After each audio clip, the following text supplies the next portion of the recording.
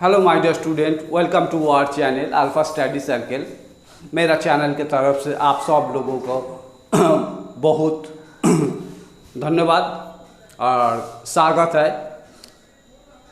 मैं आप लोगों का जान पहचान संजीत सारू। मैं आप लोगों को जो सामने जो RRB NTPC and group D exam होने वाला है, मैं उस दोनों एग्ज़ाम के लिए आप लोगों को तैयारी कर रहा हूँ। मेरा परसेंटेज का क्लास चल रहा है। ये मेरा चौथा वीडियो है परसेंटेज का, प्रतिशत का। तो बिना रुके वीडियो स्टार्ट करता हूँ। मैं क्वेश्चन नंबर 1 मैंने पहले से लिखा हूँ, हिंदी में लिखा हूँ। जो लोग हिंदी नहीं समझता है वो इंग्लिश में पढ़े, मैं पढ़ के सुनाता हूँ। यदि एक कक्षा में 46% छात्र वार्षिक परीक्षा में असफल होता है तो 29% छात्र अंग्रेजी में और 25% छात्र दोनों विषय में असफल होता है, तो उस कक्षा के कितने छात्र दोनों विषय में पास होता है? हम लोगों को पूछा जा रहा है जे दोनों विषय में कितना परसेंटेज छात्रों पास होता है, ये हम लोगों को निकालना है। क्वेश्चन में यही हम लोगों को पूछा जा रहा है। और इंग्लिश में मैं पढ़ के सुनाता हूँ आप लोगों को। If in a class 46% students fail in mathematics in the annual examination, 29% of the student fail in English and 25% of the student fail in दो बार हो गया, एक बार इरेज कर देता हूँ। Fail in both subjects, then how many students in that class pass in both subjects. कितने छात्रों दोनों सब्जेक्ट में पास होता है, ये निकालना है हम लोगों को। तो अगर क्लास का नियम से ट्रेडिशनल मेथड से करें तो बहुत ज़्यादा लंबा हो जाएगा ये प्रॉब्लम है। टाइम भी ज़्यादा लगेगा, 4-5 मिनट तो लगेगा ही लगेगा। एक शॉर्टकट फार्मूला का हेल्प से ये जो प्रॉब्लम है आसानी से सॉल्व हो जाएगा। मैं फार्मूला लिखता हूँ। पहले दोनों विषय में कितना छात्रों पास होता है?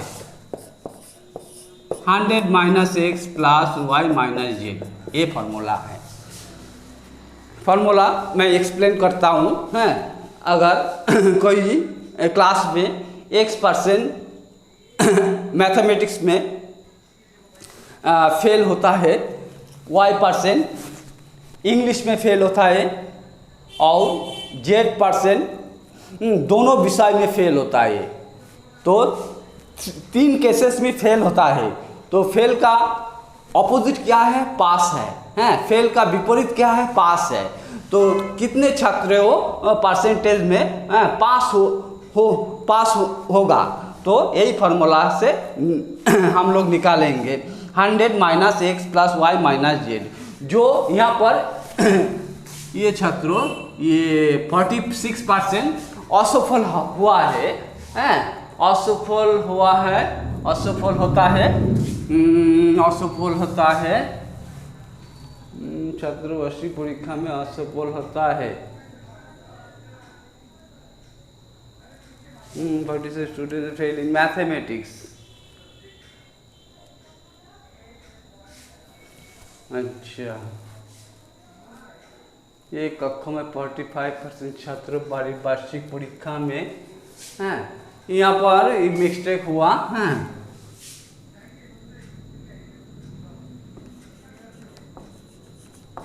मैथ होगा।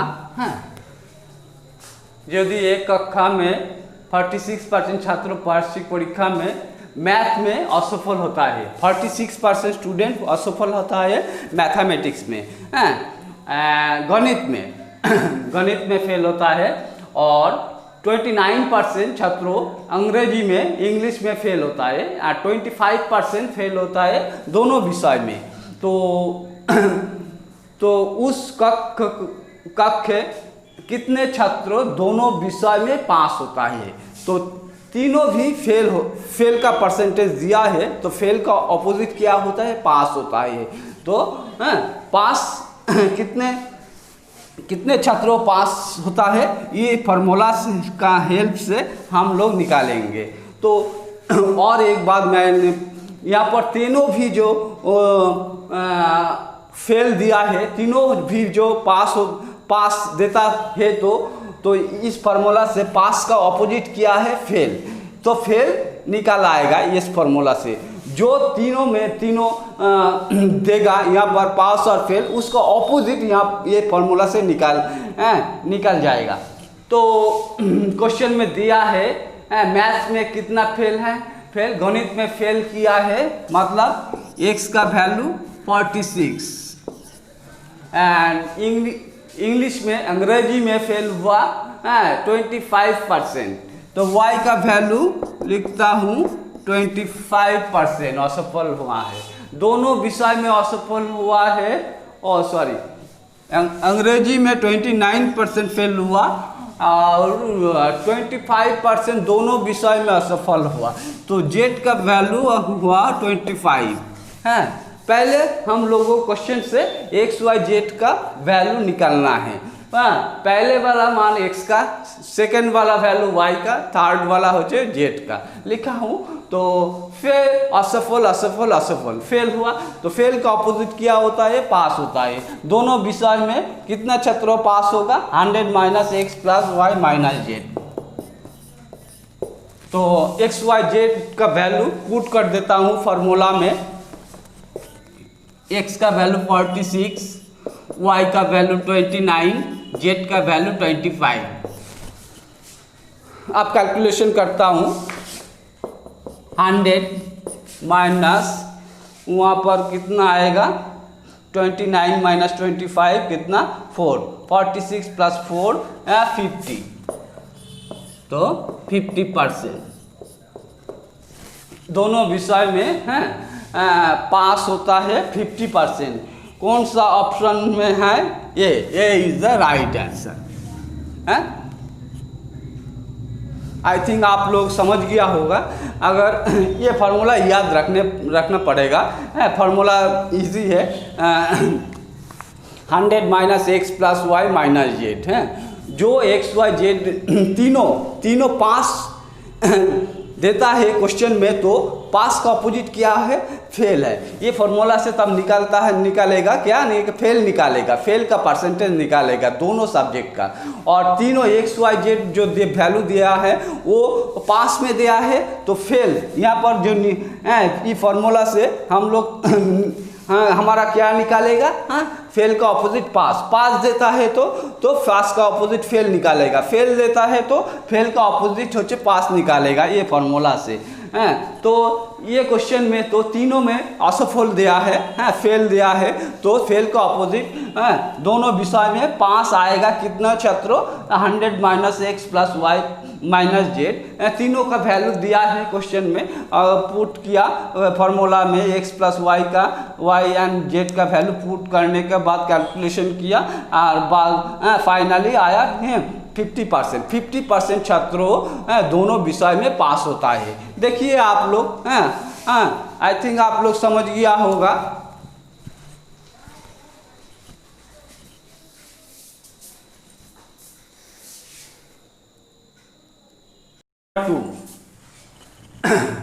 यदि एक कक्षा में 80% छात्रों वार्षिक परीक्षा में गणित में पास होता है, तो 85% छात्रों अंग्रेजी में और 75% छात्रों दोनों विषय में पास होते हैं।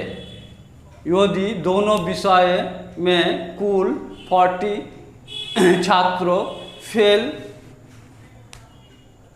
फेल होते, तो उस कक्षा में छात्रों की कुल संख्या क्या है।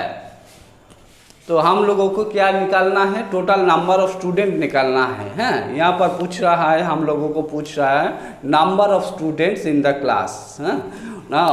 कक्षा में कुल मिला के कितना छात्र है, कितना मोट छात्र है, ये हम लोगों को निकालना है। इंग्लिश में पढ़ के सुनाता हूँ। If in a class 80% students pass in mathematics in the annual examination. 85% of the students pass in English and 75% of the students pass in both subjects. If total of 40 students fail in both the subjects, then what is the total number of students in that class? So we have to find out the total number of students in the class. तो हम लोगों को क्या निकालना है, class में total छात्रों कितना है निकालना है। तो हम लोग देखते हैं पहले वाला जो फॉर्मूला यूज़ किया था 100 - x + y - z, वो फॉर्मूला यूज़ करके इसका हल हम निकालते हैं। आप लोग देख रहे हैं तो यहाँ पर कितना है, ये 80% गणित में पास किया, यहाँ पर पास है, तीनों वाला पास है। तो उस फॉर्मूला से क्या निकालेगा, क्या आएगा, पास का विपरीत क्या है, फेल आए, फेल निकालेगा उस फॉर्मूला से। यहाँ पर पास है 85% छात्रों और 75% दोनों विषय में पास होता है, तीनों भी पास है। तो पास का विपरीत क्या होता है, फेल होता है। तो दोनों विषय में फेल होगा कितने छात्रों, 100 - x + y - z। तो दोनों विषय में फेल होगा कितने छात्रों, 100 - x + y - z। तीनों परसेंटेज दिया है ना, पास में दिया है। 80% गणित में पास किया, 85% अंग्रेजी में पास किया और 75% दोनों विषय में पास किया। तो दोनों विषय में फेल होगा कितना छात्रों, दोनों विषय में फेल होगा 100 - x + y - z। तो x वैल्यू पुट करता, x का वैल्यू कितना है, 80 है, 80 लिखता हूँ। y का वैल्यू कितना है, उसके बाद परसेंटेज 85 है, y का वैल्यू लिखा हूँ 85। z का वैल्यू क्या है, 75 है, ये लिखता हूँ z का वैल्यू। x y z का वैल्यू यहाँ पर पुट करता हूँ, फार्मूला में पुट करता हूँ। 100 - x का वैल्यू 80, y का वैल्यू 85 - z का वैल्यू 75 और कैलकुलेशन करता हूँ 100 -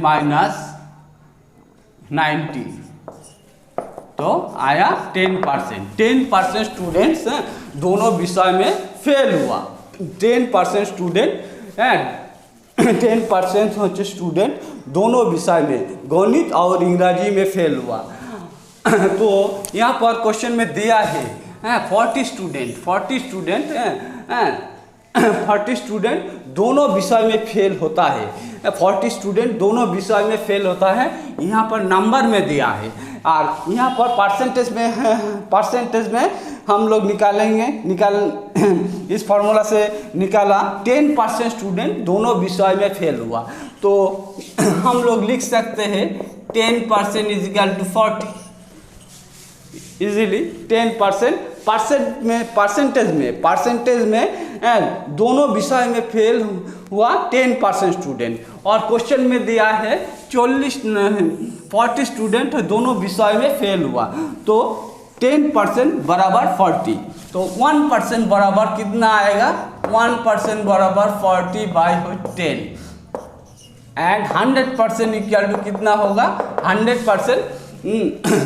100% बराबर जितना आएगा वो टोटल नंबर ऑफ स्टूडेंट्स होगा। 40/10 इंटू 100, 10 कैंसिल करता हूँ, नंबर ऑफ स्टूडेंट 40। आप लोग देखिए यहाँ पर ये बोर्ड में जगह नहीं है, तो यहाँ पर देखिए अच्छे से, मैं आप लोगों को समझ रहा हूँ। तो 10% बराबर 40, 1% 10 नीचे आया, 100% = 100 ही बराबर 10 कैंसिल, 40 × 10 हो 400। तो टोटल नंबर 100% जितना आएगा टोटल नंबर ऑफ स्टूडेंट होचे वो टोटल नंबर ऑफ स्टूडेंट वही होगा। तो total number of student in the class is 400, 400 होगा, 400 होगा कुल मिला के उस कक्षा का छात्र। टोटल नंबर ऑफ स्टूडेंट, तो सी इज द राइट आंसर। देखिए इतना बड़ा क्वेश्चन है, कॉम्प्लिकेटेड क्वेश्चन है, अगर ये फॉर्मूला याद रहेगा तो आसानी से हम लोग इतना कठिन से कठिन तक गणित का समस्या का हल निकाल सकता हूँ। आप ये फॉर्मूला नोट कीजिए हैं, आप याद रखना पड़ेगा हैं। ये फॉर्मूला याद हम आप लोगों को प्रैक्टिस करा के वो जो जितना फार्मूला है 12 से 15 फार्मूला है, ये आप लोग को याद रखना पड़ेगा। ये जो जितना अरिथमेटिक है ना, ये एग्ज़ाम के लिए NTPC, RRB, NTPC and group D कुल मिला के 12 से 15 फार्मूला याद रखना पड़ेगा। मैं धीरे धीरे आप लोगों को सिखाऊंगा एक एक करके। देखिए इतना कॉम्प्लिकेटेड है प्रॉब्लम, इतना आसानी से हम लोग सॉल्व किया 4 और 5 सेकेंड में। मैं तो आप लोगों को समझने के लिए मैंने बुझा के तो इतना टाइम लगा। तो आप लोग देखिए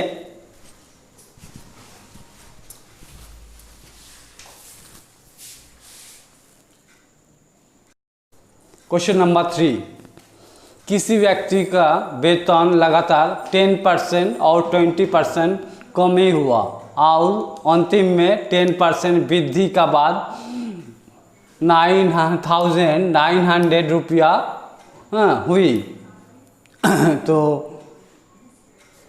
हुई है। उस व्यक्ति का प्रारंभिक वेतन क्या था? इंग्लिश में पढ़ता हूँ। A person salary is decreased bye 20% and 10%. After that, his salary increased by 10%. Then his salary was 9,900. What is the initial salary of that person? तो हम लोगों को क्या पूछ रहा है क्वेश्चन में, ये वो व्यक्ति का प्रारंभिक वेतन क्या था, ये हम लोगों को निकालना है। तो let the initial salary of that person be X. उस व्यक्ति का प्रारंभिक वेतन x, तो x गुणन पहले क्या हुआ 10% रिड्यूस हुआ, 10% कमा, 10% 100 से 10% माइनस करने के बाद क्या आएगा 90%। तो x इंटू 90/100 गुणन उसके बाद फिर 10% कम किया, उसके बाद सैलरी कितने हैं, फिर हो 20% हो कम किया।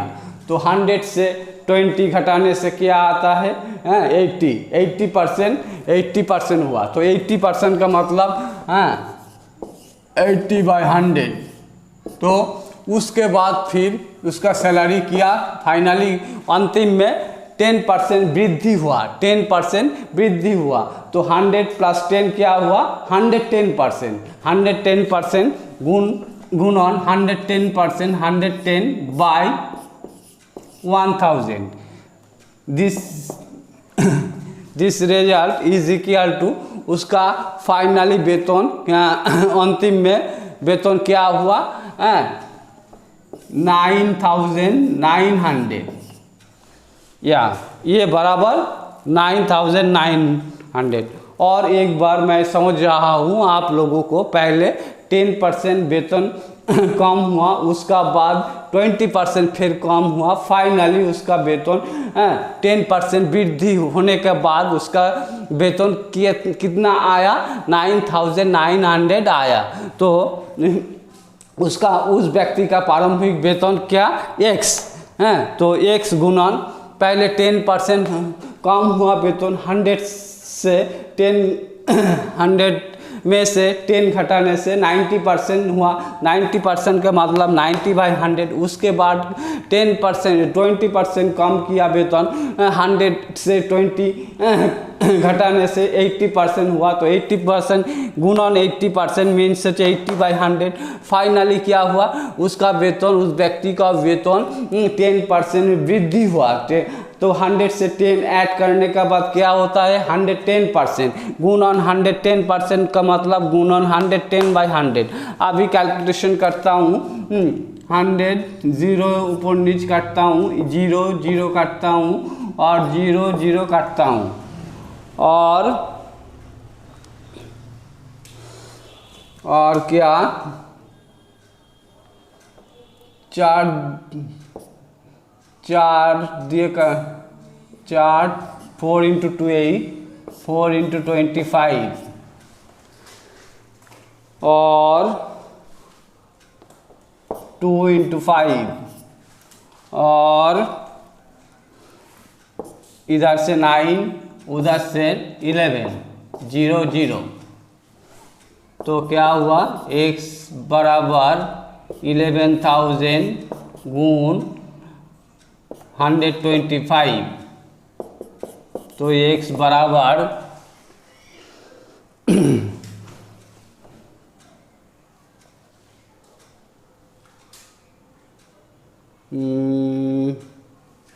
1100।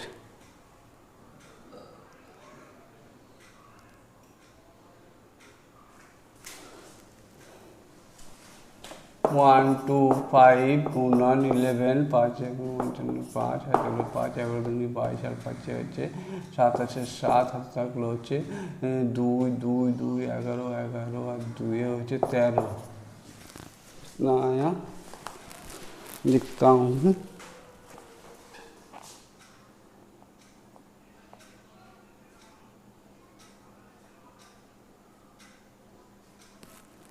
नाइन 900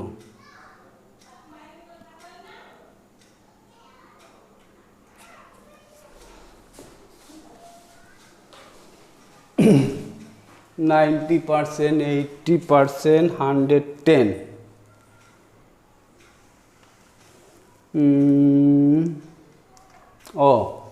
और एक बात, 11 यहाँ पर 11 है, यहाँ पर 100। तो 100 गुणन 125 12500। तो उस व्यक्ति का प्रारंभिक वेतन कितना आया, हाँ 12,500 है, 12,500। सी इज द राइट आंसर। और एक बार मैं बोलता हूँ, ये किसी व्यक्ति का वेतन लगातार 10%, पहले 10% कमा, उसका बाद 20% कम हुआ और अंतिम में 10% उसका वेतन वृद्धि होने के बाद वेतन कितना हुआ, 9,900 हुआ। उस व्यक्ति का प्रारंभिक वेतन कितना था, तो उस व्यक्ति का प्रारंभिक वेतन कौन x, उस व्यक्ति का प्रारंभिक वेतन होचे x है। पहले 10% होचे कम हुआ वेतन, 100 से 10 घटाने से कितना होता है, 90%।